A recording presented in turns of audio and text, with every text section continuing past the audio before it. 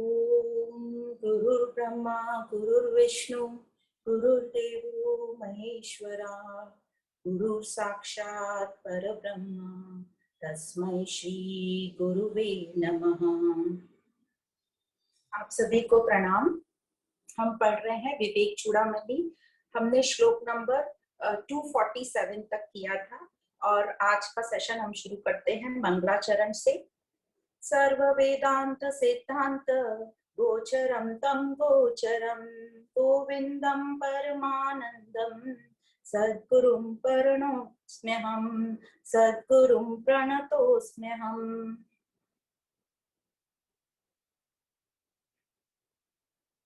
तो विवेक चूड़ामणि जहाँ शिष्य ने 7 प्रश्न पूछे थे और ये 7वां प्रश्न का उत्तर चल रहा है और करीब करीब गुरु ने सब आंसर किया, पंचकोश बताए। पंचकोश विवेक द्वारा हम इस असत को जो परिवर्तनशील है उसको कैसे हम नेति नेति के सिद्धांत से नकार कर मतलब रिजेक्ट कर कर उस सत स्वरूप तक पहुंच पाते हैं। तो पिछले सेशन में हमने पढ़ा था ब्रह्म निरूपण। अभी हम तत्त्वमसि महावाक्य पर विचार कर रहे हैं, वही हम पढ़ रहे हैं जो सेंट्रल थीम है विवेक चूड़ामणि का। तो हमने पिछले कुछ सेशन में त्वम पदार्थ पढ़ा। त्वम पदार्थ मतलब हमारा आत्म स्वरूप, उसका स्वभाव पढ़ा। फिर हमने तत्स्वभाव तत्पदार्थ पढ़ा। तत्पदार्थ मतलब ब्रह्म स्वरूप और उसका स्वभाव पढ़ा। फिर हमने दोनों ब्रह्म और आत्मा में एकत्व कैसे है, दोनों एक कैसे हैं, वह विचार पढ़ा। बीच में हमने ब्रह्म निरूपण पढ़ा, उसमें हमने 20 सूचक पढ़े कि ब्रह्म क्या है और बताया गया यदि इन 20 जो सूचक पॉइंटर्स हमको दिए गए, जो क्वालिटीज बताई गई हैं ब्रह्म की, वही मेरी हैं, तो उस क्वालिटीज पर हम ध्यान करें।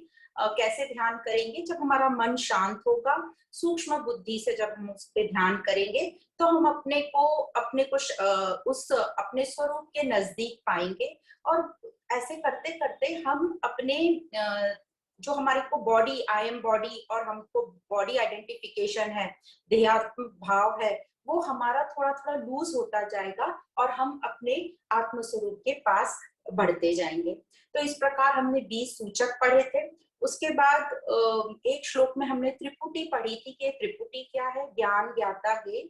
और ये जब डिसॉल्व होती है, ये जब एक होती है, मतलब ये जब तीनों एक हो जाएंगे तब हमें वो एकत्व का भाव फील होगा। फिर हमने पढ़ा था नेक्स्ट श्लोक में त्याग और ग्रहण करना। तो यह जो ब्रह्म तत्व है, न तो ये त्याग वाला है न ग्रहण वाला है, तो फिर क्या है, ये स्वीकार करने वाला है, क्योंकि मैं हूं ही वह स्वरूप। तो त्याग या ग्रहण उसका किया जाता है, ग्रहण उसका किया जाता है जो मेरे पास है नहीं, पर यह तो स्वरूप मैं खुद ही हूँ, मैं स्वयं हूँ, तो इसका न ग्रहण किया जाता है और इसको त्यागा भी नहीं जाता, क्योंकि इसको मुझसे अलग कर ही नहीं सकते। मुझे अपने आप को कैसे अलग करूंगी? तो न ये अहे, ये अहे मतलब त्यागने वाला नहीं है और ग्रहण करने वाला भी नहीं है, ये मैं स्वयं हूँ। उसके बाद हमने महावाक्य विचार शुरू किया था, कैसे ब्रह्म और आत्मा में एकत्व है। इसी को हम असि पदार्थ बोल रहे हैं, जो तीसरा शब्द है, तुम वह हो तत्त्वम असि। तो उसमें हमको आदि शंकराचार्य जी ने बताया था कि कैसे इस महावाक्य को समझना चाहिए, इसके गूढ़ रहस्य को, इसके गर्भित मीनिंग को हम कैसे समझ सकते हैं। तो हमें बताया था 2 तरीके से कोई भी वाक्य को समझा जाता है। एक तो शब्दार्थ, जिसको हम वाचार्थ बोलते हैं, जो हमारा लिटरल मीनिंग होता है शब्दों का, और दूसरा होता है लक्ष्यार्थ। अब जो वाचार्थ होता है, मतलब सिर्फ शब्दों को पढ़ने और उसका मीनिंग, तो कई बार उसका कोई मीनिंग नहीं रहता। तो इसलिए जो महावाक्य है उन्हें हमें लक्ष्यार्थ, गूढ़ रहस्य क्या है, वह समझना चाहिए। तो लक्ष्यार्थ को हम कैसे समझेंगे? तो बोला जो उपाधियां हैं उसको डिलीट करना है हमको, और जो उसका मूल उद्देश्य है उसको पकड़ के रखना है। तो अब क्या उपाधियां हैं? एक तो है चैतन तत्व, जैसे बार बार हम समझ रहे हैं कि एक वही है, दूसरा और कोई नहीं। तो एक चैतन तत्व जो हम जान रहे हैं, परमात्मा, शुद्ध चैतन तत्व, जिसको हम किसी भी नाम से पुकारते हैं, भगवान, ईश्वर, जनरल भाषा में, पर है वो ब्रह्म, परमात्मा तत्व। अब इसने जब उपाधि ली, माया के साथ ये हो गया, तो ये हो गया ईश्वर। तो माया हुई उपाधि, जब परमात्मा शुद्ध चैतन्य माया के साथ जुड़ गया तो वो हो गया ईश्वर। इसी माया उपाधि को भागवत पुराण में या भगवत गीता में भी हम पढ़ते हैं, वेदों पुराणों में, इसी को कहते हैं हिरण्य गर्भ, गोल्डन वूम। और यह जो है ये जगत का कारण है। तो इस प्रकार तो परमात्मा मेन कारण हुआ और यह जो जगत हुआ वो कार्य हुआ, और इसका नाम दिया गया ईश्वर। तो परमात्मा ने जब माया का की उपाधि के साथ लिया तो वह हुआ ईश्वर। तो ये उपाधि हुई माया। अब दूसरा एक और, जब परमात्मा 5 कोशों का साथ लेता है तो वो हो गया जीवात्मा। तो ये जो दोनों उपाधि हैं, माया उपाधि और पंचकोश उपाधि, जब इन दोनों उपाधियों को हम रिजेक्ट करेंगे, डिलीट करेंगे, तो हम बचे सिर्फ परमात्मा स्वरूप। तो ये जो उपाधियां हैं ये उतनी सत्य नहीं है, या ये असत है, ये रियल नहीं है, ये चेंजेबल है, यही हमें समझाया जा रहा है। अब ये कैसे हम समझेंगे? तो यहाँ पर बोलता श्रुति महावाक्यों, श्रुति प्रमाणे, मतलब श्रुति के आदेश अनुसार उन्हीं के वाक्यों को प्रमाण हम माने और उन्हीं का श्रवण मनन चिंतन करें, श्रुति युक्ति और अनुभूति द्वारा। तो इस प्रकार जब हम ये कंटिन्यूस पढ़ाई करते रहेंगे पर साथ में चिंतन भी करना है, तभी हमें वो अनुभव होगा और हमारा विचार गहराई में जाएगा। तो यहाँ तक हमने पढ़ा। अब आगे हम आज कंटिन्यू करते हैं 248 श्लोक से। 248 श्लोक में अभी भी हम ब्रह्म और आत्मा का एक के भाव 80 पदार्थ ही चल रहा है, और देखते हैं अब आगे गुरु हमको क्या बताते हैं। तो श्लोक नंबर है 248। नेदं नेदं कल्पितवान्य सत्यं रज्जौ दृष्टवाल्यवत् स्वप्नवच्च इत्थं दृश्यं साधु युक्त्या व्यपोहय ज्ञेयः पश्चादेक भावस्तयोर्यः। नेदम नेदम, नेदम नेदम मतलब ये भी नहीं वो भी नहीं, मतलब जो हमें बताया 5 कोश नकारने की नेति नेति सिद्धांत। तो ये मैं 5 कोश भी नहीं हूं, ना मैं स्थूल शरीर हूं ना सूक्ष्म शरीर। तो यह जो सत्य, ये जो भी हम देख रहे हैं आंखों से, यह सत्य नहीं है, ये कल्पित है। दिखता है हमको रियल जैसा, वो माना, पर वो रियल नहीं है। जिस प्रकार एग्जाम्पल वही चलेंगे हर बार, जिस प्रकार रस्सी पर सर्प और स्वप्न, यह दोनों ही असत्य हैं। ये हमारा भ्रम है, कल्पना है हमारी। और जो भी भ्रम होता है वह कोई ना कोई परिस्थितियां होती हैं या कंडीशन होती हैं, तभी वो भ्रम होता है। तो जो भी कंडीशन या परिस्थितियों पर आधारित है वो रियल नहीं हो सकता। जैसे सीपी में चांदी, दूर से सीपी हमें चमकती हुई दिखती है समंदर के किनारे या कोई भी वाटर बॉडी के किनारे जहां रेत हो, तो वो क्यों दिखती है? क्योंकि जो सनलाइट है, सूर्य का प्रकाश उस पर कुछ एक एंगल से पड़ता है, इसलिए वो चमकती हुई हमें दिखाई देती है। दूसरा है मिराज। मिराज मतलब वो मारीचिका, जो हम रोड पर चलते हैं तो दूर से हमको लगता है कि आगे पानी है, पर जब हम पास जाते हैं तो पानी नहीं रहता। वो रोड पर दोपहर को 12 बजे या 1 बजे एकदम लाइट पड़ती है रोड पर, तो वो चमकता है और हमें पानी जैसा दिखता है। तो इस प्रकार जब हम पास जाते हैं तो उस मिराज को, मारीचिका को भी त्याग देते हैं कि इससे हमारी प्यास नहीं बुझेगी। और न ही वो जब हम सीपी के पास जाते हैं तो वो चांदी नहीं दिखती या सिक्का नहीं दिखता चमकता हुआ, वो सीपी रहती है। तो जिस प्रकार हम ये स्वप्न को, सर्प को, वैसे ही रस्सी पर जब हम प्रकाश डालते हैं या लाइट शुरू करते हैं टॉर्च लेके, तो वो हमें सर्प नहीं रस्सी दिखाई देती है। तो जिस प्रकार स्वप्न को, सर्प को हम नकार देते हैं, कैसे नकारते हैं? ज्ञान से, युक्ति से, कुछ लॉजिक लगाते हैं कि क्यों ऐसा दिख रहा है, लाइट शुरू करते हैं। तो यहाँ ज्ञान प्रकाश, जो टॉर्च बोल रहे हैं वो ज्ञान प्रकाश की बात कर रहे हैं। तो उसी प्रकार युक्ति से, शास्त्रों के श्रवण करके, ज्ञान कर कर, उनका विचार कर कर और अनुभव कर लेंगे कि ये जो जीव और जगत है यह सत्य नहीं है, यह भ्रम है, हमें ऐसा कल्पित हो रहा है।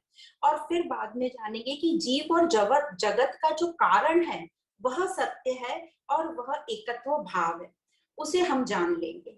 तो हम किसे जान लेंगे, किसको जानने की बात कर रहे हैं? कि वह सत्य मैं ही हूँ, शुद्ध चैतन्य तत्व जो हम सबका आधार है, ये हम जान लेंगे। अब उपनिषदों में यही कहा गया है, बृहदारण्यक उपनिषद में ही ये नेति नेति सिद्धांत बार बार कहा गया है कि जब हम इन उपाधियों को, माया उपाधि और पंचकोश उपाधि को नकार देंगे, और तब हमें समझेगा कि न जीव न परा, परा मतलब ईश्वर, जीव मतलब मैं जीवात्मा। तो ना मैं ईश्वर हूँ, ना कोई भी ईश्वर, ना जीवात्मा, सिर्फ वही एक तत्व, ब्रह्म तत्व जो परम सत्य है, वही एक है। तो आदि शंकराचार्य जी कह रहे हैं कि शास्त्रों का जो हर एक शब्द है वो ज्ञान से भरा हुआ है। ये हमने भी अभी तक जान लिया कि हर एक शब्द इतना ज्ञान से लबालब भरा है, पर उसे समझने के लिए हमारे पास कोई ना कोई शब्द प्रमाण या विचार शक्ति होनी चाहिए, उसके अलावा हम ये समझ नहीं सकते।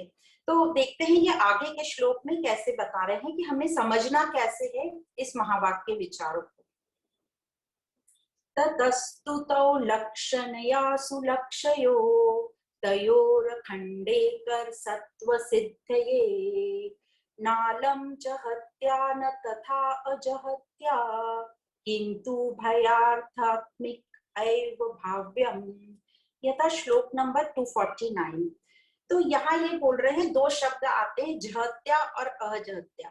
तो हर एक शब्द के कई अर्थ होते हैं और हर एक अर्थ का मतलब समझने के लिए जो विधि बताई गई है यहाँ, जो हमने बेसिक एक समझी थी, शब्दार्थ और लक्षार्थ।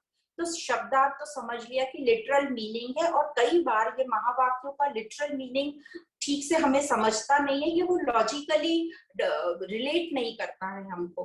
तो दूसरा तरीका है लक्षार्थ। लक्षार्थ मतलब उसका गर्भित मीनिंग, गर्भित जो सार है वो हमें समझ में आना चाहिए। तो लक्षार्थ को भी अब इन्होंने 3 पार्ट में डिवाइड किया है। पहला बोला जाहत, दूसरा बोला अजाहत लक्षण, और तीसरा बोला जाहत अजाहत लक्षण, दोनों का कॉम्बिनेशन। तो जो फर्स्ट है जाहत लक्षण, मतलब क्या? मतलब जब उस वाक्य का अर्थ समझने के लिए उसके कुछ हिस्सों को हमें छोड़ देना पड़ता है ताकि उस वाक्य का कोई सही अर्थ या मतलब निकले। तो एग्जाम्पल, जैसे कई बार हम अपनी जिंदगी में भी ऐसे नॉर्मल उदाहरण बहुत देते हैं, जैसे मिस्टर मिश्रा जो है वो तो उनका घर आसमान पर है। तो कहने का मतलब कोई भी आसमान में तो नहीं रह सकता घर बनाकर। इसका एक मतलब होता है कि उनका घर जो है ऊपर के कोई फ्लोर पर है, बहुत ऊंचे फ्लोर पर है। तो यहाँ हमने आसमान को छोड़ दिया, समझ गए कि क्या है। या फिर एक हो सकता है कोई यह बोले कि मिस्टर मिश्रा आसमान में रहते हैं, 7वें आसमान में रहते हैं, तो हम समझ जाते हैं कि वो बोल रहे हैं कि वो थोड़े अहंकार में रहते हैं। तो आसमान हमने छोड़ दिया और हम समझ गए। ऐसे ही होता है कि मिस्टर मिश्रा जो है वो समुद्र तट पे रहते हैं या उनका घर समुंदर पर है, तो हम समझ जाते हैं समंदर तट मतलब एकदम जहां समंदर खत्म हो रहा है वहां नहीं, उसके कहीं आसपास, या फिर समुंदर पर भी कोई नहीं रह सकता, उसके आसपास कहीं उनका घर होगा। फिर हम जैसे कहते हैं कि ऑस्ट्रेलिया और इंडिया खेल रहा है, तो हम समझ जाते हैं, हमें ये समझ है कि पूरा ऑस्ट्रेलिया देश नहीं आ गया है या पूरा इंडिया वहां खड़ा होकर नहीं खेल रहा है, ऑस्ट्रेलिया और इंडिया की टीम खेल रही है, ये हमें समझ जाता है। तो यह हुआ जाहत लक्षण, जहां कुछ चीजें छोड़ते हैं और मतलब हमें समझता है। अब दूसरा है अचाहत लक्षण।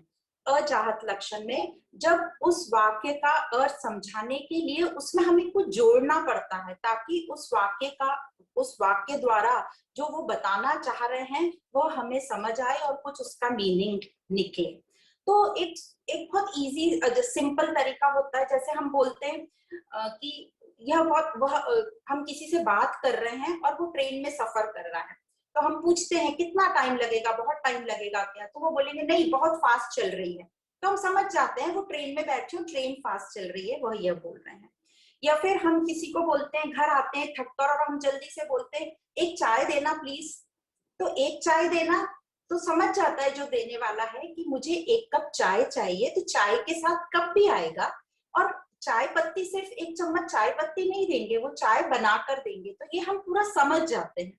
या एक कॉफी देना, तो समझते हैं 1 कप में आएगी कॉफी और उसके साथ वो कॉफी बनकर आएगी। तो इस प्रकार ये हुआ अजाहत लक्षण, जब हमें अपनी तरफ से कुछ जोड़ना पड़ता है समझने के लिए। अब तीसरा होता है जाहत अजाहत लक्षण, इसको भाग त्याग लक्षण भी कहते हैं। जब उस वाक्य का अर्थ समझने के लिए उसका कुछ हिस्सा हमें छोड़ना पड़ता है और कुछ जोड़ना पड़ता है ताकि उस वाक्य का उस वाक्य द्वारा जो गुरु समझाने की कोशिश कर रहे हैं, जो प्रयत्न किया है, वह प्रयत्न सफल हो और हमें उसका कुछ सही मीनिंग समझ में आए। तो यह जो तीसरा तरीका है, इसमें पहले दो का कॉम्बिनेशन है, और ये जो तीसरा तरीका है, ये कहते हैं बेस्ट है इस महावाक्य को समझने के लिए। तो इसमें कुछ छोड़ते हैं और कुछ जोड़ते हैं। तो छोड़ते हैं जो जिसका कोई मीनिंग नहीं निकल रहा, पर उसको समझाने के लिए डायरेक्शन दिया गया है, और जोड़ते क्या है, जो जो उसका मूल तत्व है उसको जोड़ा जाता है। तो यहाँ पर जो वेदों में एग्जाम्पल देते हैं, समुद्र और लहरें, तो समुद्र का क्या छोड़ा, समुद्र जो विशालता है, बहुत बड़ा है, बहुत सुंदर दिख रहा है, उसको छोड़ा। और लहरें, लहरें जो छोटी छोटी लहरें आ रही हैं और जा रही हैं, उछल रही हैं, पानी इधर उधर फेंक रही हैं, उसको छोड़ा। और दोनों का जो तत्व है, सार तत्व, उसका नमकीन पानी, उसको पकड़ के रखा। तो इस प्रकार जो तीसरा तरीका है उसको समझते हैं, और हम इसके एग्जाम्पल देते हैं। जैसे मैं कहती हूँ कि मैंने आम खाया, तो हम सबको पता है हमने आम खाया मतलब हमने उसके छिलके को और गुठली को छोड़ दिया, और उसका जो गूदा था, पल्प, वो खाया। ये समझने की बात है। तो उसी प्रकार ये भाग त्याग लक्षण में तत्त्वम असि में क्या छोड़ना है और क्या पकड़ना है, वह बताया जा रहा है। तो तत्त्वम असि, तत्व में क्या छोड़ना है और क्या पकड़ना है। तो उसका जो मूल पाठ क्या पकड़ना है, निर्गुण ब्रह्म, और उसको हमें पकड़ना है, जो चैतन्य स्वरूप है उसको हमें पकड़े रखना है। और उस छोड़ना क्या है, जो भी इस ब्रह्म पे हमने उपाधियां लगाई हैं, जो भी हमने अनगिनत भगवान के नाम या जो भी बड़े बड़े उनको अलंकार दिए हैं, जैसे हम बोलते हैं लीलाधर, गिरवरधारी, नंद किशोर, या भगवान राम के लिए हम कहते हैं रघुनंदन, सियापति, ये सब हमको छोड़ना है, और इन सब का जो तत्व है ब्रह्म, उसको पकड़ना है। तो ये हुआ तत्व। अब त्वम, त्वम की हमको क्या उपाधियां छोड़नी है और क्या पकड़नी है, तो हमें उसका पकड़ना है निर्गुण स्वरूप, आत्म स्वरूप को पकड़ के रखना है। और उपाधियां क्या छोड़नी है, हमारी तो हजारों उपाधियां हैं। जैसे हम माँ बनते हैं, पिता, बहन, भाई, सास, बहू, जो भी सब छोड़ते हैं। फिर हम जो भी रहते हैं, doctor, collector, engineer, minister, politician, ये सब हमें उपाधियां छोड़नी है और उस आत्म तत्व को पकड़ के रखना है। तो ये जो तत्व का मूल हुआ ब्रह्म और त्वम का मूल हुआ आत्मा, इन दोनों को पकड़ना है, और यह हम हैं, ऐसा बताया जा रहा है। तो इसी प्रकार हम कई बार अपनी जनरल लाइफ में भी इस ऐसे सेंटेंसेस यूज करते हैं, पर हम समझ जाते हैं क्या पकड़ना है और क्या छोड़ना है। उसी प्रकार इस महावाक्य में भी जो भी हम महावाक्य पढ़ें, उसका गूढ़ रहस्य, गर्भित मीनिंग हमें पता होना चाहिए और उसको हमें स्वीकारना है। तो ये हुआ जाहत अजाहत लक्षण या भाग त्याग लक्षण, इसको कहा गया है। अब वह और तुम, फिर से आगे एक कैरेक्टर खड़ा किया है, देवदत्त। तो देवदत्त ऐसे कुछ नहीं, एक जस्ट एक पर्सन का नाम है देवदत्त, और उसके द्वारा हमको समझाया जा रहा है कि वह जिसकी बात कर रहे हैं, वह और तुम, वो कौन हो और कैसे उसका रिलेशन है। तो इस श्लोक में हम समझेंगे। श्लोक नंबर 250। सदेव दत्तो यमिति चेकता विरुद्ध धर्मांशं पास्य कथ्यते यथा तथा तत्त्वमसीति वाक्ये विरुद्ध धर्मानुभयत्र हित्वा। तो तत्त्वमसि, वह तुम हो, और इसको समझाने के लिए कैरेक्टर देवदत्त खड़ा किया है। वह देवदत्त यही है। जैसे आप कभी आपने देखा होगा कि कोई आपको मिलता है और वो बोलता है कि अरे वो जो तुम्हारी सहेली थी, स्कूल में पढ़ती थी, वो यही है, ये जो तुम्हारे सामने। तो आपको क्या याद आएगा, पुराना 25-30 साल का, दो छोटी वाली लड़की जो बिल्कुल सीधी सादी थी, कुछ बोलती नहीं थी, और ये जो आज खड़ी है उसमें बहुत फर्क लगेगा। पर आपको समझाने वाला बोल रहा है वह जो तुम्हारे साथ थी वह यही है। तो ये जो वह की बात कर रहे हैं, वह वो हमें बता रहे हैं, टाइम पीरियड से दूर ले गए कि वह जिसको तुम जानते थे, या पुराने समय की बात कर रहे हैं, जिसके बारे में आपने कभी सुना होगा। तो उस वह को परोक्ष बोल रहे हैं, परोक्ष परोक्ष तक बोल रहे हैं। और वह यही है मतलब अप्रोक्ष, वो तुम्हारे सामने खड़ी है, तुम उसको देख सकते हो, अनुभव कर सकते हो आज जो सामने है। तो वह और यही। इसी प्रकार भागवत पुराण, एक और एग्जाम्पल देते हैं, पर भागवत पुराण में भी आता है तीन तरह के दर्शन आते हैं, साधारण दर्शन, मध्यम दर्शन और उच्चतम दर्शन। तो साधारण दर्शन क्या होते हैं? जो हमें सपने में ऐसे कभी क्रॉस हो जाता है कि हमें भगवान दिखे, या जिसकी हमने आज सेवा पूजा करी होगी वो हमें सपने में दिख गए। और मध्यम दर्शन क्या होता है? परोक्ष दर्शन।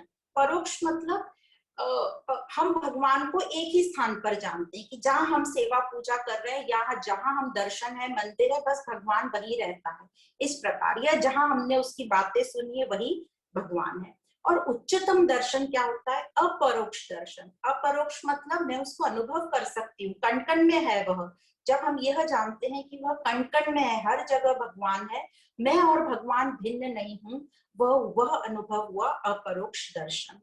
तो अब ये जो एग्जाम्पल देवदत्त के द्वारा समझाया जा रहा है, वह देवदत्त यही है जो आज आपके सामने खड़ा है। तो ये देवदत्त को हम नहीं जानते, दूसरे एग्जाम्पल से हम समझेंगे जिसको हम सब जानते हैं।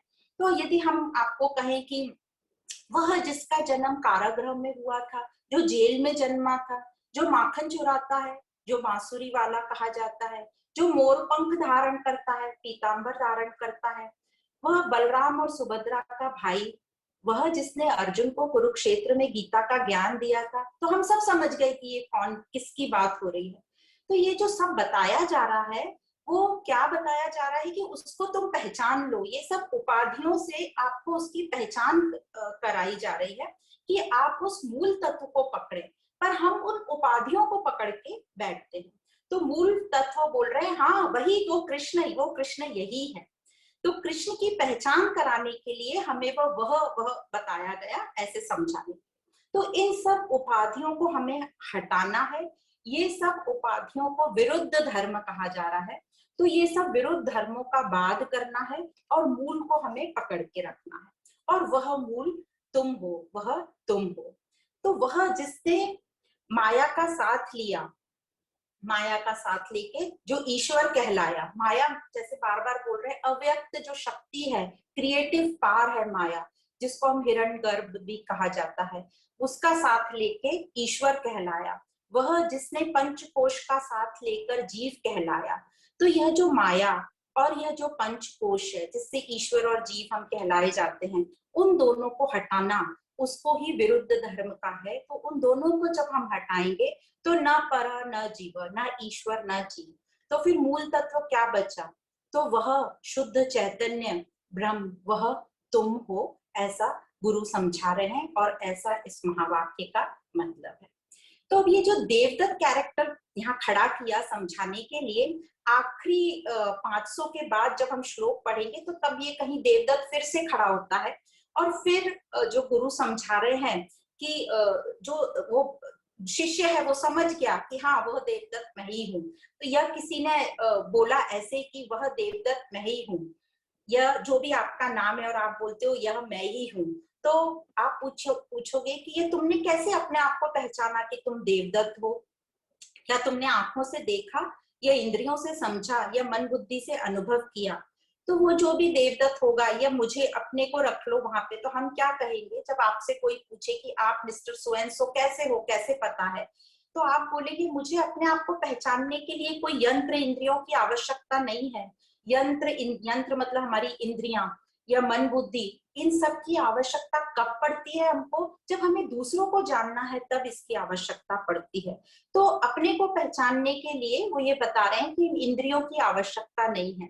तो इसी प्रकार मैं ब्रह्म हूँ को जानने के लिए हमें कोई इंद्रियों की आवश्यकता नहीं पड़ती, क्योंकि वह खुद ही ज्ञान स्वरूप है, वो अपने आप को जान लेता है। तो इस प्रकार से इसको बाद में आखिरी में ऐसा बोला गया है, देवदत्तो अहम नित्ये विज्ञानम निरपेक्षम। विज्ञानम को यहाँ बोला है कि हमें कोई यंत्र नियम की जरूरत नहीं है अपने आप को जानने के लिए। अहम ब्रह्म अहम इति वेद नाम, मैं अपने आप से जाना चाहता हूँ। तो ऐसे इसको यहाँ एक्सप्लेन किया है। तो अब आगे ये जो शिष्य है कैसे निश्चय करता है कि मैं ये एकत्व भाव हूँ, कैसे वो सुनकर और समझता है सब, वो आगे के श्लोक में बताया गया है, उसे हम समझेंगे। श्लोक नंबर है 251।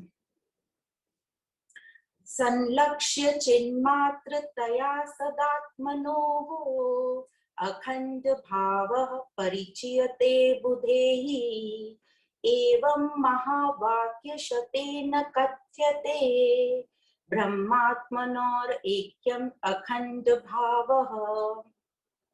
इस प्रकार वो कह रहे हैं जो लक्षार्थ द्वारा शिष्य निश्चय करता है, जीवात्मा और परमात्मा का चैतन्य तत्व एक ही है। परिचयते बुधे मतलब निश्चय करता है अहम ब्रह्मास्मि।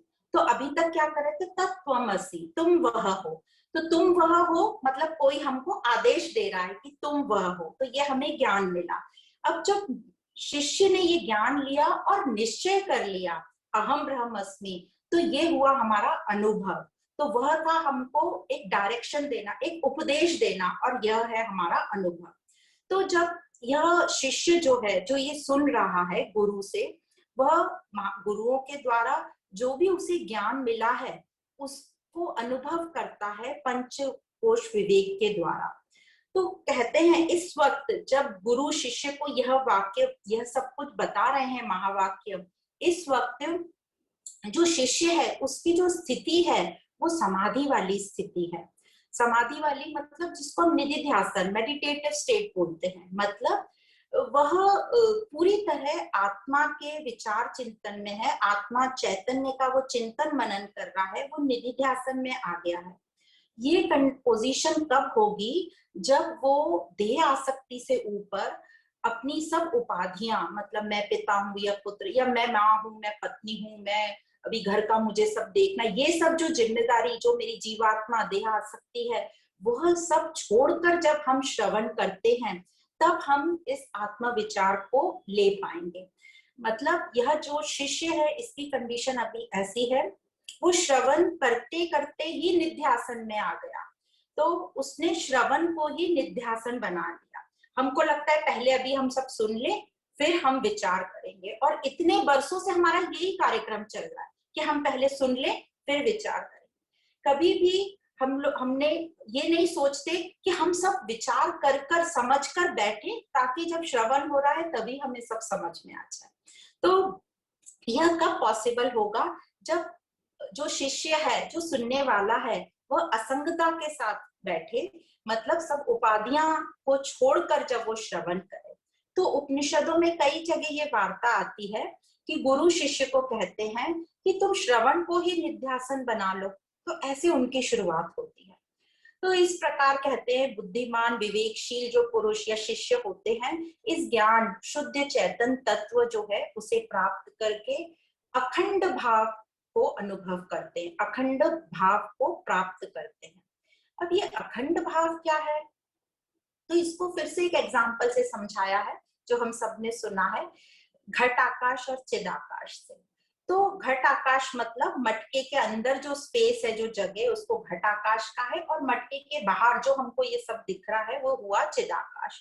तो मटके के अंदर का आकाश और बाहर का आकाश, इन दोनों में कोई भिन्नता नहीं है, अलग नहीं।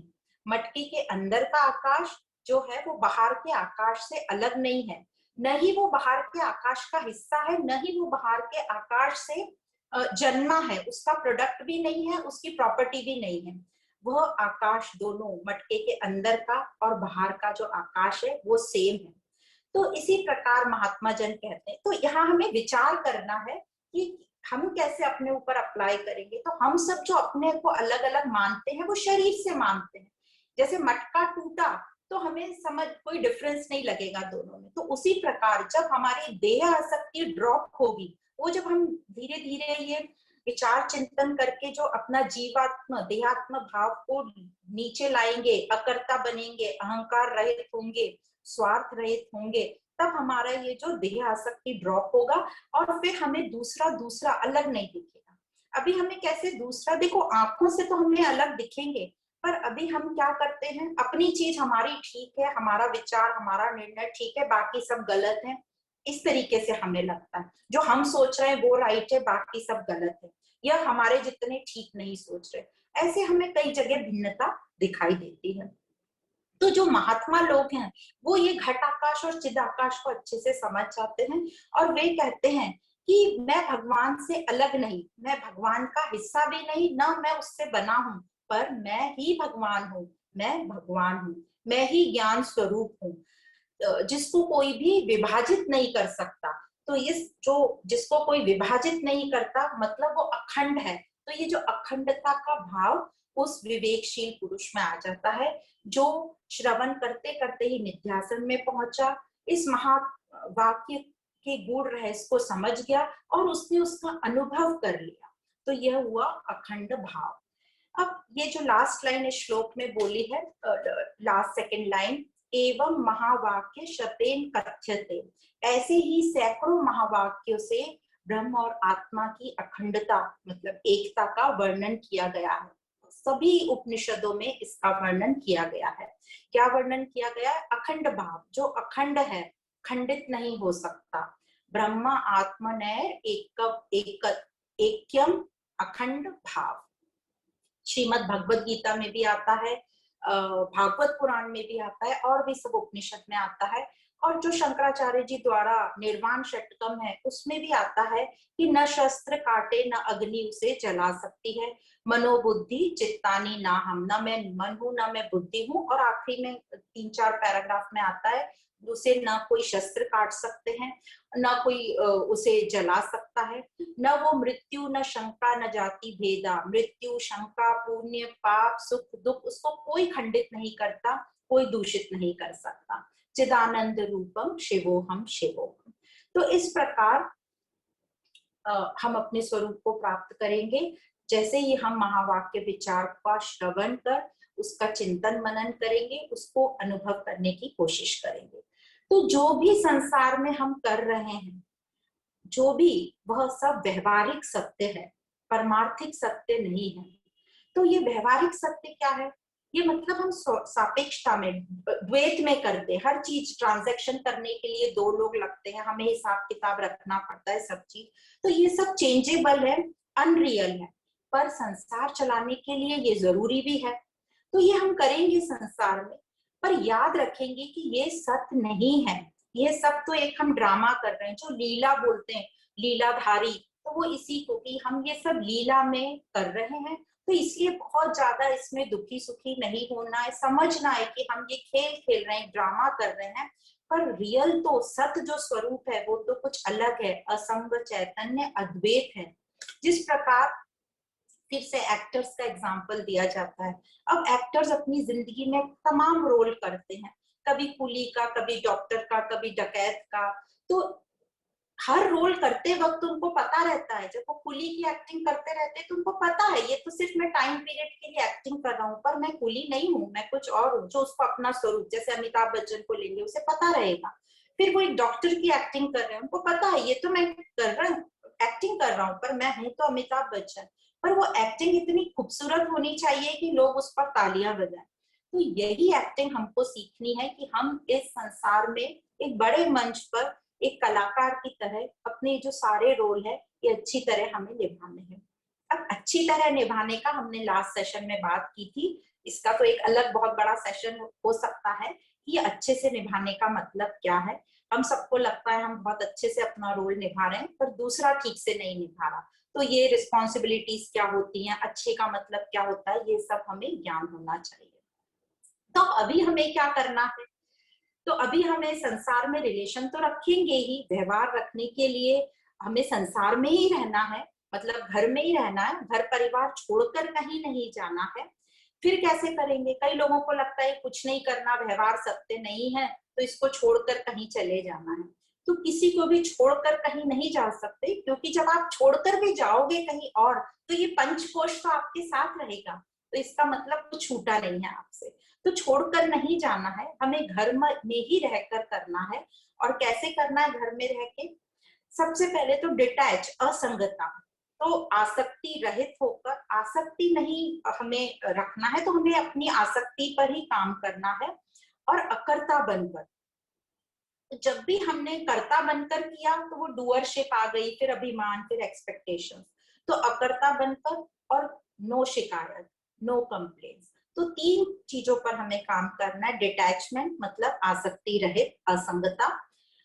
अकर्ता मतलब डूअरशिप नहीं होनी चाहिए, ये हर चीज को यही समझो कि मुझे तो निमित्त कारण बनाया है और इसलिए मैं ये कर रहा हूँ। मेरा सिर्फ ये शरीर मन बुद्धि यूज हो रहा है, जैसे एक इंस्ट्रूमेंट, एक यंत्र यूज होता है, और नो शिकायत। जैसे अभी हम सबको शिकायत है कि कितना टाइम और घर में बैठना पड़ेगा, लाइफ क्या हो गई है, पर कुछ नहीं कर सकते हम, है तो है, अभी हमको रहना है ऐसे। तो जितनी हम शिकायत करते रहेंगे उतने हम दुखी होते रहेंगे, और शिकायत न करना ही तपस्या है। तो तपस्या कोई बहुत भारी चीज नहीं, हमें लगता है कि तपस्या मतलब घर छोड़कर जाना है या बहुत कुछ चीजें छोड़ देनी है। हमें कुछ भी नहीं छोड़ना है, बस शिकायत करना नहीं है हमें, तो यही एक बहुत बड़ी तपस्या है। तो जैसे कई लोग बोलते हैं कि तपस्या करना है तो घर छोड़कर जाना है, तो कोई एक महात्मा बोल रहे हैं कि जब आपको सब चीज घर की बनी हुई पसंद है तो फिर तपस्या भी घर में ही बैठ के करो, फिर घर को छोड़ने की क्या जरूरत है। तो इस प्रकार हमें 3 चीज पर काम करना है, आसक्ति रहित, अकर्ता और नो कंप्लेंट्स। शिकायत हमें मिनिमम करनी है। तो ऐसा नहीं है कि ओवरनाइट आज हमने ज्ञान सुना और कल से हमारी शिकायतें बंद हो जाएंगी, शिकायतें रहेंगी, पर हमको अपने आप को चेक करना है और अपनी शिकायतों को धीरे धीरे, जैसे आज हम 5 शिकायतें हैं तो कोशिश करके 1 कम करो, कल फिर 2 कम करो, हो सकता है फिर से 5 हो जाएंगी 10 दिन बाद, फिर उस पर हम काम करेंगे। पर यदि हम ध्यान ही नहीं रखेंगे कि ये शिकायत करने का हमारा जो नेचर है उसको हम ऐसे ही पड़ा रहने देंगे, जब कोई चीज को हम ऐसे ही पड़ी रहने देते हैं तो क्या होता है, जैसे जंगली झाड़ उग जाते हैं, उनको हम देख परख नहीं करते तो कहीं भी कैसे भी उग जाते हैं और फिर उनमें कीड़े लग जाते हैं। तो उसी प्रकार हम यदि अपने ये स्वभाव की देख परख नहीं करेंगे तो हमारा स्वभाव भी जंगली झाड़ियों जैसा हो जाएगा, फिर उसमें कीड़े लग जाएंगे और फिर उनको काटना बहुत मुश्किल होता है। तो इस प्रकार हमें अपने विचारों को समझना है, अपने स्वभाव को समझना है और उस पर हमें धीरे धीरे काम करना है। यदि हमने 20% भी काम कर लिया तो हम एक सुखी जीवन व्यतीत करेंगे और अपने स्वरूप के थोड़े थोड़े पास पहुंचते जाएंगे। तो यह था पूरे महावाक्य का एसेंस, और सभी महावाक्य यही कह रहे हैं कि ब्रह्म आत्मा जो है उनकी अखंड एकता के बारे में बात कर रहे हैं, अखंड भाव के बारे में बात कर रहे हैं। तो आगे पढ़ते हैं, आगे के श्लोक में क्या कहना चाह रहे हैं गुरु। हाँ, तो आगे के श्लोक में हमें फिर से ये 80 पदार्थ जो है उसको पक्का कराने की कोशिश कर रहे हैं शंकराचार्य जी। तो हम पढ़ते हैं श्लोक, श्लोक नंबर है 252। अस्थूलमित्येतदसन्निरस्य सिद्धं स्वतो वियोम्बत् प्रतर्क्यम् हतो मृषामात्रमिदं प्रतीतं जहि यत्स्व आत्ममत्यागृहीतम् ब्रह्माहमित्येव विशुद्धबुद्ध्या विद्धि स्वमात्मानम् अखंड बोधम।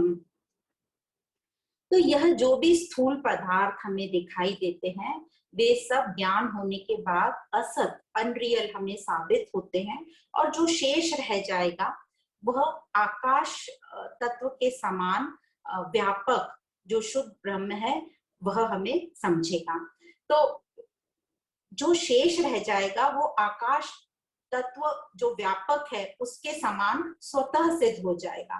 तो इसको आकाश से क्यों कंपेयर किया है, क्योंकि ये जो 5 तत्वों में सबसे सूक्ष्म तत्व है वो आकाश तत्व है, और आकाश तत्व जैसे हम बाहर सब जगह देखते हैं स्पेस, तो जो भी हम समान स्पेस से इधर से उधर उठा लो तो वो खुद ही स्वयं ही सिद्ध है।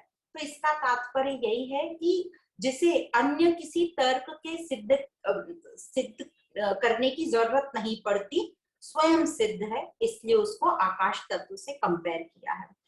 अब क्योंकि ये जो तत्व है इसे इंद्रियों से नहीं देखा समझा जा सकता, बल्कि इंद्रियां जो हैं उसके होने से उनके प्रकाश से चलती हैं। तो ये जो केन उपनिषद है सामवेद का, उसमें दूसरा श्लोक ही है जिसमें जो शिष्य है वो गुरु से पूछता है कि वह क्या है जिससे ये सब इंद्रियां काम करती हैं, नाक कान मन बुद्धि हाथ पैर जिनको शक्ति मिलती है इन सबको, वह कौन है ये। तो गुरु कहता है वह कानों का कान है, वह मन का मन है, वह प्राणों का प्राण है, वो आंखों की आंख है, वह ब्रह्म एक ही है जो सबको प्रकाशित करता है, सबको प्रकाशित करने वाला। और धीर पुरुष वह है, मतलब विवेकी पुरुष वह है जिसने यह जान लिया कि यह सब प्रकाशित करने वाला वह ब्रह्म एक ही है। वह संसार के दुख सुख से मुक्त होता है, अमृता भवंती, तो वो दुख सुख से मुक्त होता है। तो ये जो श्लोक है केन उपनिषद का, उसको हम पढ़ते हैं। श्रोत्रस्य श्रोत्रम मनसो मनो यत् वाचोह वाचं स उप्राणस्य प्राणः चक्षुषचक्षुरतिमुच्य धीराः प्रत्यास्मात् लोकात् अमृता भवन्ति। तो इस प्रकार जो सबको प्रकाशित करने वाला है वह एक ही तत्व है, ब्रह्म तत्व। अब उपनिषदों में जो महात्मा जन है वो यही बार बार बता रहे हैं कि ये जो अस्थूल है वह ब्रह्म है, स्थूल ब्रह्म नहीं है। जो ग्रॉस फिजिकल है वो ब्रह्म नहीं है, अस्थूल जो है वह ब्रह्म है। जो स्थूल है वो असत है, क्योंकि वह इंद्रियों द्वारा जाना समझा जाता है, इंद्रियों मन बुद्धि द्वारा। जो हम इंद्रियों द्वारा तो सब कुछ देख समझते हैं, और मन बुद्धि द्वारा जो हमारे भाव विचार होते हैं वो हम समझते हैं। तो ये सब तो परिवर्तनशील वस्तुएं हैं, पर जो ब्रह्म है वो तो परम सत्य है, अव्यय है, इन सब से परे है। तो जो भी हम इंद्रियों द्वारा समझते हैं, मन बुद्धि द्वारा समझते हैं, जिसको हम यह है कर कर संबोधित करते हैं, वह सब वस्तुएं, भाव और विचार इदम प्रतीतम, मतलब वह सब मिथ्या है, माया है, वो इल्यूजन है।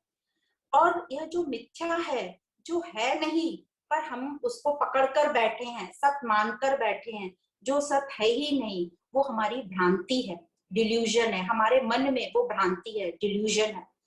तो फिर आप क्या करेंगे उसके लिए? तो उसके लिए यही है कि जो हमारे मन में हमने कल्पना करके रखी है, भ्रम है, उसको हमें छोड़ना होगा, उसको असत करना होगा, उसको हटाना होगा, उसको नष्ट करना होगा। पर ये आसान काम तो नहीं है, ये आसान तो नहीं है। पर जब हमें ये ज्ञान होता है, जब हम ज्ञान का श्रवण करने लगते हैं और उसको विचार करके अनुभव में लाने लगते हैं, तब तब हमारी जो बुद्धि है वो भी अति सूक्ष्म जब हो जाती है, बुद्धि जब तैयार हो जाती है उस ज्ञान को ग्रहण करने के लिए, तो यह ज्ञान वो बुद्धि द्वारा होता है। और उस पुरुष को, उस शिष्य को यह ब्रह्म अहम इति, मैं ही वह स्वरूप हूं, ऐसा उसको समझ जाता है, और उसको फिर कोई डाउट और शंका नहीं रहती। तो एक बार ये ज्ञान हो जाए तो ये वापस अज्ञानता में नहीं जाता। जैसे एग्जाम्पल देते हैं, जैसे चने को, कच्चे चने को आप एक बार भून लो तो वो फिर से अंकुरित नहीं होगा। उसी प्रकार जब ज्ञान से एक बार हमें ये समझ आ जाता है, ज्ञान जब हम अपने स्वरूप को प्राप्त कर लेते हैं या उसका अनुभव करना शुरू हो जाता है, तो वापस हम अज्ञानता में जाना नामुमकिन है। और इसी को कहते हैं अखंड बोधम। तो अभी तो हम सब अभी देह उसमें आसक्ति में बहुत कॉन्स्टेंटली उसी से घिरे हुए हैं कि मैं देह हूं, यही हमें पक्का है। तो अब धीरे धीरे मैं ब्रह्म हूं का विचार करना है, तो हमें दिन भर में कम से कम 3-4 बार ये 1 मिनट से लेके 5 मिनट तक करें कि मैं कौन हूं, मेरा स्वरूप क्या है, इसका हमें विचार करते रहेंगे तो कभी ना कभी हमें क्लिक होगा। और जो हम विचार करेंगे कि मैं वो आत्म स्वरूप हूँ, मैं ही वह भगवान हूँ, तो कोई भी कार्य करते वक्त जो मेरे भाव होंगे वो भक्ति वाले भाव होंगे, प्रेम वाले भाव होंगे, तो हमें गलतियां करना, दूसरों का दिल दुखाना, ये हमारा कम होता जाएगा। और जैसे जैसे ये कम होगा तो हमारा देहात्म भाव भी थोड़ा ढीला पड़ता जाएगा और हम अपने आत्म स्वरूप भाव की तरफ बढ़ते चले जाएंगे। तो इस प्रकार जो वो बोल रहे हैं विशुद्ध बुद्धि द्वारा, तो जो कहते हैं हम जो भी अभी उपासना साधना कर रहे हैं वो सब हमारी बुद्धि को तैयार करने के लिए, हमारे मन शांत कर रहा है ताकि हम वो ज्ञान को ले पाए। क्योंकि विचलित मन तो इतना ये ज्ञान नहीं लेगा, वो मानेगा ही नहीं इन सब चीजों को, क्योंकि वो तो भी सुपरफिशियल चीजों में लगा है ना, कि मेरा खाने का बंदोबस्त हो जाए, मेरा घर का हो जाए, मेरे फैमिली का ये हो जाए, मेरा बैंक बैलेंस ठीक हो जाए, या मेरे घर की पेंटिंग हो जाए, या फर्नीचर हो जाए, अभी वो सुपरफिशियल चीजों में लगा है। तो जब ये मन शांत होता है और विचलित मन वाले को आके ज्ञान दोगे तो वो सुनेगा भी नहीं और हमें देना भी नहीं है किसी को जबरदस्ती पकड़कर, जो अपनी खुद इच्छा से ले ये ज्ञान, तभी वो उसको अंदर लेगा और अपनी उसका मन बुद्धि शांत होगा और ये ज्ञान उसके अंदर जाएगा। तो देखते हैं अब आगे के श्लोक में गुरु क्या कहते हैं। श्लोक नंबर 253। मृत्कार्यं सकलं घटादि सततं मृन्मात्रमेवाहितं तत्त्वत्सच्चनितं सदात्मकमिदं सन्मात्रमेवाखिलम् यस्मान्नास्ति सतः परं किमपि तत् सत्यं स आत्मा स्वयं तस्मात् तत्त्वमसि प्रशान्तममलं ब्रह्मद्वयं यत् परम। तो आदि शंकराचार्य जी इस श्लोक के द्वारा तत्वमसि भाव हमें पक्का करा रहे हैं कि वह तुम हो। अब यह जो श्लोक है ये चांदोक्य उपनिषद से लिया गया है और इसमें जो एग्जाम्पल दिया है, वेदों में यह एग्जाम्पल बहुत ही सरल है, रीति से समझाया जाता है और बार बार यही एग्जाम्पल से हमें तत्वमसि को समझाया गया है। मटका और माटी, मटका माटी के अलावा और कुछ भी नहीं है, भले ही उसका कोई भी आकार हो, कोई भी नाम हो, उसको किसी भी प्रकार से यूज किया जाए, उसका कोई भी रंग हो, वो तीनों कालों में मतलब भूतकाल, भविष्यकाल और वर्तमान में माटी ही था। मटका माटी से अलग नहीं हो सकता। उसी प्रकार यह संपूर्ण ब्रह्मांड जगत ब्रह्म ही है, उससे अलग कुछ नहीं हो सकता, उसके सिवा और कुछ नहीं। तो उसके सिवा कुछ नहीं है तो मैं भी वही हूँ, तत्त्वमसि, मैं भी वही हूँ और कुछ है ही नहीं, तो और सब भी वही है। तो ब्रह्म जो है कारण है और जो जगत है वो कार्य है। तो ये जो तीसरी लाइन में बोला है, यस्मा नास्ति सतः परम किमपि तत्, मतलब उसके अलावा और कुछ नहीं है। तो जो भी हमें दिखाई पड़ रहा है वह नाम रूप उपाधि के कारण जो जगत जिसको हम कह रहे हैं, जीव कह रहे हैं, वह सब मिथ्या है। अब मिथ्या है पर वो हमें दिखाई पड़ रहा है, रियल दिख रहा है, पर हमें उसे असत करना है क्योंकि उसकी कोई सत्ता नहीं है इसलिए, और वह सब कुछ ही ब्रह्म पर आधारित है। सन्मात्र मेवा खिलम, सब कुछ ब्रह्म से ही वो चल रहा है, वो जो शक्ति है उसकी ब्रह्म से ही है। और अब हमें यहाँ तक ये समझ में आ गया मिथ्या है और सत्य है। तो जो मिथ्या होती है, एक बार हमें कोई चीज समझ में आ जाए कि ये मिथ्या है, ये रियल नहीं है, तो हम उसकी ख्वाहिश भी नहीं करते पाने की। जैसे इंद्रधनुष है, हमें पता है कि वो मिथ्या है, मतलब सिर्फ हमें टेम्पररी दिख रहा है, पर हम उसे पकड़ने जाएंगे तो नहीं मिलेगा। कभी भी हम ये नहीं सोचते कि वो इंद्रधनुष को थोड़ा हम तोड़ लाए, अपनी साड़ी पे लगाएंगे या गहना बनाएंगे, नहीं, हो ही नहीं सकता। या कभी भी हम सोचे वो दूर जो रोड पे पानी चमक रहा है जिसको मारीचिका बोलते हैं, मिराज, उससे हम अपना प्यास बुझा लेंगे, कभी नहीं होगा। या हम कभी सोचे कि वो जो समुद्र के किनारे हमें चांदी के सिक्के दिख रहे हैं उसको इकट्ठा करके हम अमीर बन जाएंगे, वो कभी नहीं होगा। हमें पता है, वो उसको हमने स्वीकार कर लिया। तो जिस चीज को हमने स्वीकार कर लिया वो हमें नहीं चाहिए होती। तो इसी प्रकार इस जो जगत मिथ्या को जब हम स्वीकार करेंगे तो हम आसक्ति रहित होंगे, पॉजेसिवनेस हमारी कम होगी। और जब हम ये समझ लेते कि सब मेरा ही रूप है, सब मैं ही हूँ, तब भी हमें आसक्ति नहीं होती, हमें पोजेशन नहीं होता। तो ये जब हमें समझ जाएंगे, जो चीज हम समझ जाते हैं उस पे हम आसक्ति नहीं करते, उस पे पोजेशन नहीं करते, उसको पाने की हम कोशिश नहीं करते। तो सिर्फ समझना है, हमें करना कुछ नहीं है, सिर्फ समझना है। और फिर ये ब्रह्म तत्व को लास्ट लाइन में बताया, प्रशांत ममलम। प्रशांत ममलम का मतलब क्या है? प्रशांत मतलब वह जो किसी से प्रभावित नहीं होता, वो जो लाइफ के सब एक्सपीरियंस झेलता है, अच्छे बुरे दुख सुख, पर वह कोई शिकायत नहीं होती उसकी, उससे उस पर कोई फर्क नहीं पड़ता। तो यही हमारा स्वभाव है ब्रह्म का, जो किसी से प्रभावित नहीं होता। और ममलम मतलब जिसमें कोई अशुद्धि नहीं है, दोष नहीं है। अशुद्धि क्या है? वासनाएं, अहंकार, स्वार्थ, ये सब हमारी अशुद्धि है। तो ब्रह्म अद्वैतम यत् परम, ब्रह्म अद्वैत है, सबका मूल है, जग भी उसी से ही है, अलग नहीं है, वह परम एब्सोल्यूट, मैं ब्रह्म अद्वैत परम। और जो कुछ भी जिसको हम मिथ्या कर रहे हैं, वो मिथ्या जो भी कुछ है वो सत्य को दूषित नहीं कर सकती। तो इतना हमें क्लियर हुआ कि जो भी हमें समझ रहा है वो सब कल्पना, भ्रम मात्र है, वो असत है, उसको हमें फेस करना है, पर समझ कर कि ये तो टेम्पररी है, सत्य ये नहीं है, सत्य इससे अलग है। तो शास्त्रों के अनुसार शंकराचार्य जी कहते हैं कि मैं के अलावा कुछ नहीं है, तत्त्वम असि। और आगे के श्लोक में हमें फिर से एक एग्जाम्पल देके पक्का कराया जा रहा है। निद्रा, श्लोक नंबर 254। निद्रा कल्पित देश काल विषय यात्रादि सर्वं यथा मिथ्या तत्वदिहापि जागृति जगत स्वज्ञान कार्यत्वतः यस्मादेवमिदं शरीर कारण प्राणाहमाप्तभ्य सत् तस्मात् तत्त्वमसि प्रशान्तममलं ब्रह्मद्वयं यत् परम। तो वेदों में ये जो दूसरा एग्जाम्पल दिया जाता है समझाने के लिए, क्या समझाने के लिए, कि जगत की रचना करने वाला जो है वह रचना करने वाला भी वही है, और जगत भी मुझ में ही स्थित है, और मुझ में ही जगत का लय होता है। मतलब मैं ही जगत की रचना करने वाला, मुझ में ही जगत स्थित होता है, और मुझ में ही जगत का लय होता है। तो ऐसे सिंपल एग्जाम्पल से हम समझे कि जब हमारी आंख खुली तब वो पूरा जगत बन गया, सब रिश्ते बने।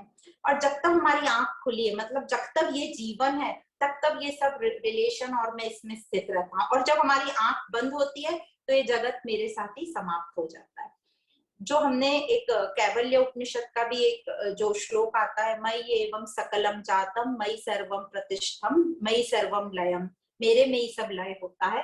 तो ये बताने के लिए जो एग्जाम्पल यहाँ दिया जा रहा है वो ये है कि जिस प्रकार मैं सपना देखने वाला, स्वप्न संसार भी मुझ में ही है, और जागने पर ये सपना जो है संसार मुझ में ही लय हो जाता है। तो यह मैं कौन है, जिस जो संसार सपना भी देख रहा है, जिसमें संसार जागृत हुआ, उत्पन्न क्रिएट हुआ, रचना हुई और उसी में समा गया, तो वह ब्रह्म स्वरूप तत्स्वरूप मैं ही हूँ। तस्मात् तत्त्वमसि प्रशांत ममलम ब्रह्म अद्वैतम यत् परम। वह अद्वैत परम वह तुम हो, ऐसा गुरु कह रहे हैं। तो गुरु हमको कह रहे हैं वह तुम हो, मतलब वह मैं ही हूँ। तो इस प्रकार ये सपने के एग्जाम्पल से बताया कि सपना देखने वाला भी मैं ही सपना देखा हूँ, उठने पर वो सपना मुझ में ही लय हो जाता है। और जो दूसरा एग्जाम्पल एक मांडुक्य उपनिषद का जो मकड़ी का बताते हैं कि मकड़ी खुद ही अपने थूक से पूरा जाला बनाती है, उसमें ही जीवन अपना व्यतीत करती है, और एंड में वो पूरा जाला खुद ही निगल जाती है।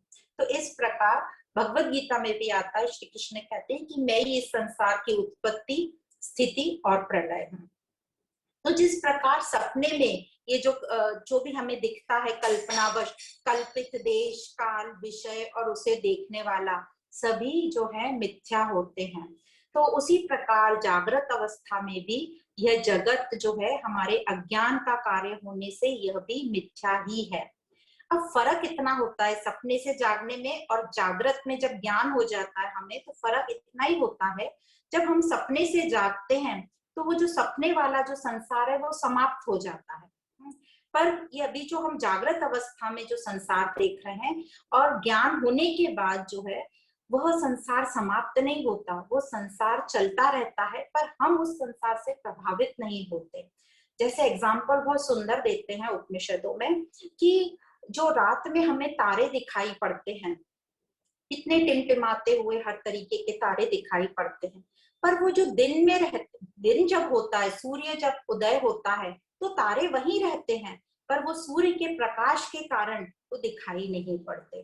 तो उसी प्रकार जागृत होने पर संसार जो है, हमको संसार की गतिविधियों का हम पर कोई असर नहीं होगा, हम उसका डट के मुकाबला करेंगे बिना परेशान और विक्षेप और विचलित हुए। तो इस प्रकार तुम वह ब्रह्म हो जो प्रशांत है, निर्मल है, अद्वितीय है, वन विदाउट अ सेकेंड, जो भागवत पुराण में भी आता है, एक मेवा द्वितीयम। तो इस प्रकार हमने यहाँ तक पढ़ा, और यह जो श्लोक पढ़ने जा रहे हैं आगे वाला, यह कई किताबों में यह श्लोक नहीं दिया गया है, इसलिए इसको हमने नंबर नहीं दिया है, इसको सिर्फ पढ़ लेते हैं। यत्र भ्रान्त्या कल्पितं तद्विवेके तत्तन्मात्रं नैव तस्मात् विभिन्नम् स्वप्ने नष्टं स्वप्न विश्वं विचित्रम् स्वसमाद भिन्नम किन्नु दृष्ट प्रबोधे। तो कह रहे हैं जो भी कोई वस्तु कल्पित होती है, जैसे रस्सी पर सर्प, सीपी में चांदी, सड़क पर मारीचिका, तो विचार मतलब ज्ञान से या उसको ढंग से समझने के बाद जब हमें वो दिखाई पड़ती है या उसके पास जब हम जाके देखते हैं, तो वो मूल रूप से और कुछ भी दिखाई नहीं पड़ता। जैसे वो मूल रूप से अलग नहीं होती। जैसे रस्सी और रस्सी ही दिखेगी, पास जाके देखेंगे, सीपी ही दिखेगी, चांदी नहीं दिखेगी। तो उसी प्रकार विवेक हो जाने पर, मतलब जब ज्ञान हमें समझ आ जाता है, तो यह जीव भाव भी हमारा हटेगा और हम ब्रह्म को प्राप्त होंगे, न पर न जीव। तो ये बता रहे हैं कि जब हमें ज्ञान ये समझ में आने लगेगा, अनुभव हम करने लगेंगे, वही अनुभव हमें करना है और कुछ कार्य नहीं करना है, सिर्फ समझना है, अनुभव करना है। तो ये जो आखिरी की 2 लाइनों में बोले, जिस प्रकार स्वप्न से जागने पर वह समझ जाता है कि वह सब झूठा है, उसी प्रकार इस विवेक आत्मज्ञान से जब जागृत हुआ पुरुष इस जग को असत स्वीकार कर लेता है और मूल स्वरूप को पा लेता है। तो इस श्लोक में यही बताया गया है। बस वो ज्ञान होने की देर है। मतलब जैसे टॉर्च से, लाइट से हम उस रस्सी को देख लेते हैं कि सर्प नहीं था, वो तो सिर्फ रस्सी है, उसी प्रकार ज्ञान होने से ये हमारा जो भ्रम है, ये कल्पना है, ये हमारी असत साबित होगी। या असत भी नहीं, जब हमें बहुत ज्ञान, तो उसे असत भी नहीं बोलेंगे क्योंकि वो ईश्वर का ही रूप है। बस समझ लेंगे कि ये सिर्फ टेम्पररी है, हमें सिर्फ ये संसार में व्यवहार ट्रांजेक्शन करने के लिए चलना है, पर इसका जो हमारे सत स्वरूप पर कोई फर्क नहीं पड़ रहा। तो ये आज का हम जो सेशन है, एक छोटी सी वार्ता के साथ समाप्त करेंगे। ये एक स्टोरी है, वेदों की कथा है, बहुत हमने सुनी हुई भी है, फिर से सुनते हैं। एक बार एक व्यक्ति महात्मा जी के पास पहुंचा, बहुत ही ज्ञानी महात्मा थे, उनके पास पहुंचा और वो व्यक्ति बोलता है, महात्मा जी मैंने ऐसा सुना है कि आपके पास कोई एक ऐसी वस्तु है जो आप मुझे दे देंगे या मुझे मिल जाए आपसे, तो मैं दुनिया का सबसे बड़ा अमीर व्यक्ति बन जाऊंगा। तो महात्मा जी ने कहा कि मेरा ये झोला है, देख लो इसमें तुम्हें क्या मिलता है। तो व्यक्ति फटाफट वो झोला टटोलने लगा। तो जब वो झोला टटोल रहा था, तो उसको एक बड़ा सा चमकता हुआ पत्थर, हीरे जैसा, ऐसे कोहिनूर हीरे जैसा पत्थर, तो उसको बड़ा समझ थी पत्थरों के बारे में। तो उसने वो पत्थर लिया, बोले महात्मा जी मुझे मिल गया, यही पत्थर है जो मुझे दुनिया का सबसे बड़ा अमीर व्यक्ति बनाएगा। तो महात्मा जी ने बोला ले जाओ। तो वो ले गया। जब वो ले गया, अब इस व्यक्ति को विचार करने की बहुत आदत थी, तो उसने उस पत्थर को ले तो गया घर, और रात भर वो विचार करता रहा अपने बेड पर कि यह जो कीमती पत्थर वो महाराज ने मुझे दिया, इसका मतलब उस महाराज जी के पास इससे भी बड़ी कीमती प्रॉपर्टी है, इसीलिए ये इतना बड़ा कीमती पत्थर मुझे दे दिया। तो दूसरे दिन सुबह होते ही वो फिर से महात्मा जी के पास पहुंचा, कि महात्मा जी से बोला कि ऐसी कौन सी चीज है आपके पास जो आपको इतना परिपूर्ण रखती है, इतना आनंद में रखती है, इतना शांति में रखती है कि आपने इतना बड़ा कोहिनूर हीरा मुझे दे दिया। तो मुझे ये नहीं चाहिए जो आपके पास है, जो इससे भी ज्यादा आपको आनंद पूर्वक और परिपूर्ण बना रही है, मुझे वो चीज चाहिए। तो महाराज जी ने कहा कि वो चीज तो सबके पास है। तो व्यक्ति बोला कैसे सबके पास है, मैं नहीं समझा। तो महाराज जी बोले बेटा वह तुम ही हो, वह तुम हो जो परिपूर्ण हो, जो विशुद्ध हो, सतत हो, सत हो, परम हो। तो इसी प्रकार हमको भी ये जब अनुभव होगा, तब ये समझेगा कि मैं वही हूँ, वह तुम हो। तो इस प्रकार आज की वार्ता को हम यहीं समाप्त करते हैं। आप सभी को बहुत बहुत धन्यवाद। ओम पूर्णमद पूर्णमिदं पूर्णात् पूर्णमुदच्यते पूर्णस्य पूर्णमादाय पूर्णमेवावशिष्यते। ओम शांति शांति शांति।